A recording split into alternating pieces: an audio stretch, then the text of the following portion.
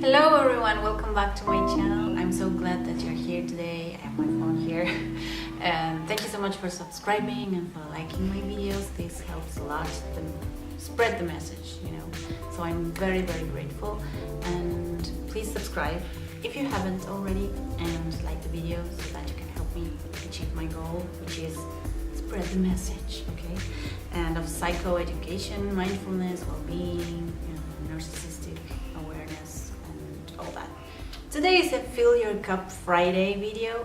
I'm excited to make it because it's been a while since I last filmed one. And today is one of my favorite topics, which is mindfulness. Mindfulness is being in the present moment, non-judgmentally. Just that is so helpful, psychologically and holistically speaking, to the mind, to the body, which we know are connected. Mindfulness is a great resource for therapists and for people that want to treat, for example, CPTSD or PTSD, anxiety, depression.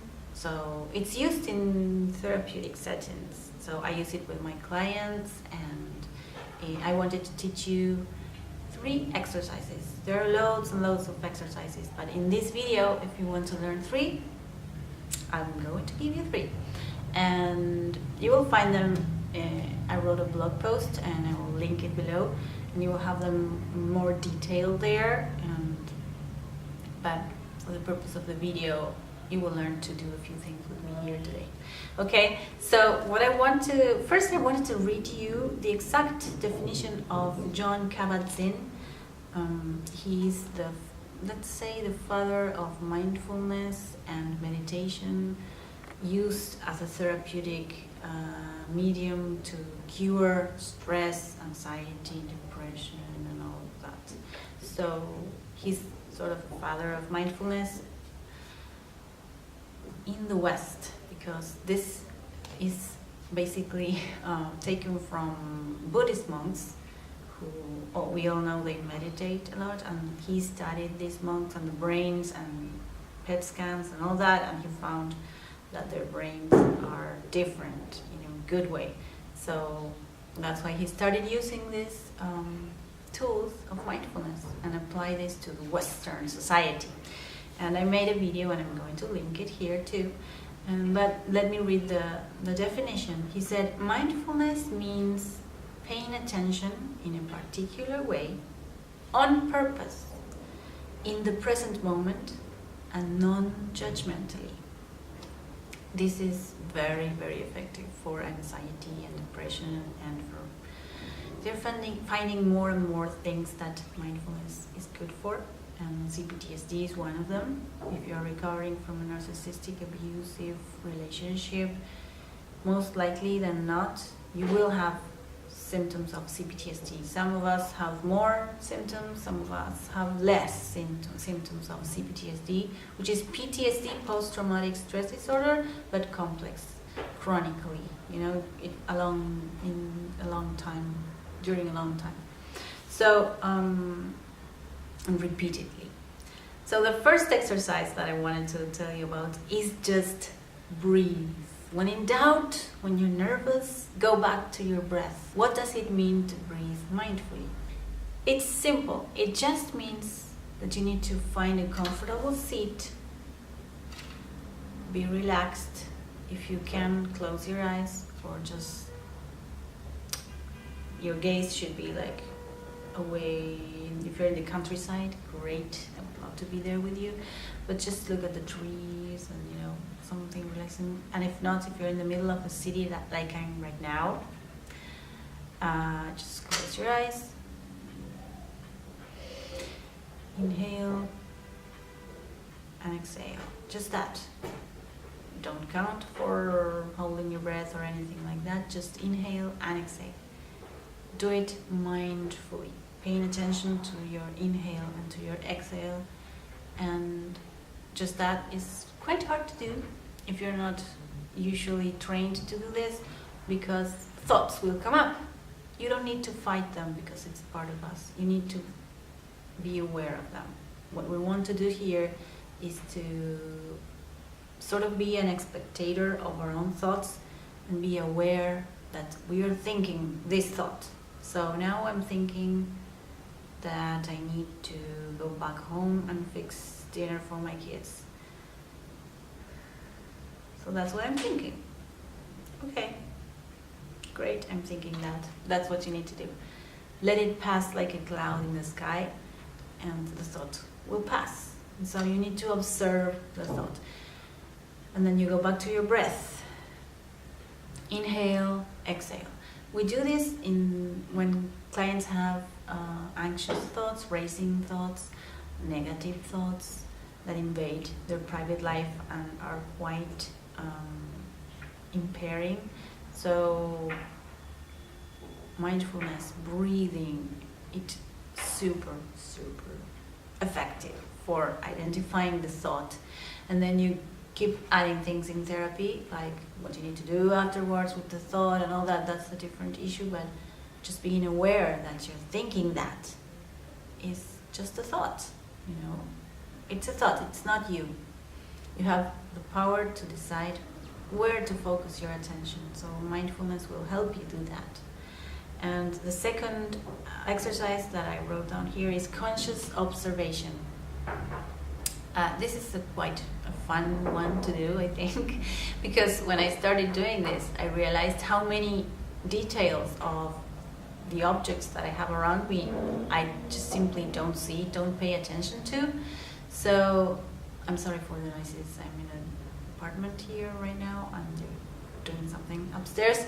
But so when you focus your attention, for example, a cup of tea, a table, a piece of furniture, you start to just consciously observe that for a moment. Forget about the rest. You will see how you start seeing details of that thing. You start to see the wood, how it's built, where you put it, the colors, how many different shades of the same color maybe. It had a crack that you didn't know it had, and you start to look at this object in a new, different way. And that makes you feel more aware. Like you're here now, you're looking at that object. It's amazing, try that. You become more aware. That's what you do. You just become more aware, and that's what we want, to be aware of the present moment. The next one, and then one thing is that you see that the thoughts that you have, the racing thoughts or the negative thoughts or the thoughts that were worrying you, or even if it's just I need to go buy milk, they're not there anymore. You just look at the object because you're now focusing your thinking on something else, which is completely nothing to do with things that you have to do and stress and all that. The third exercise that I want to share with you today on this Fill Your Cup Friday is the body scan. It's a great resource for relaxing. This body scan, I'm going to link it below.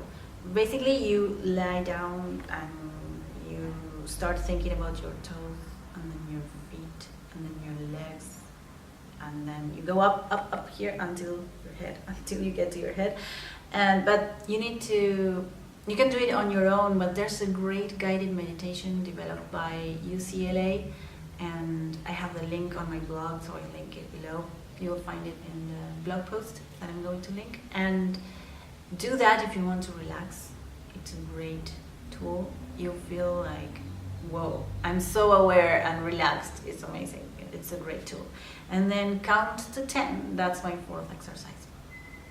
This sounds silly, like mindfulness sounds easy, but it's hard to do unless you practice and practice, because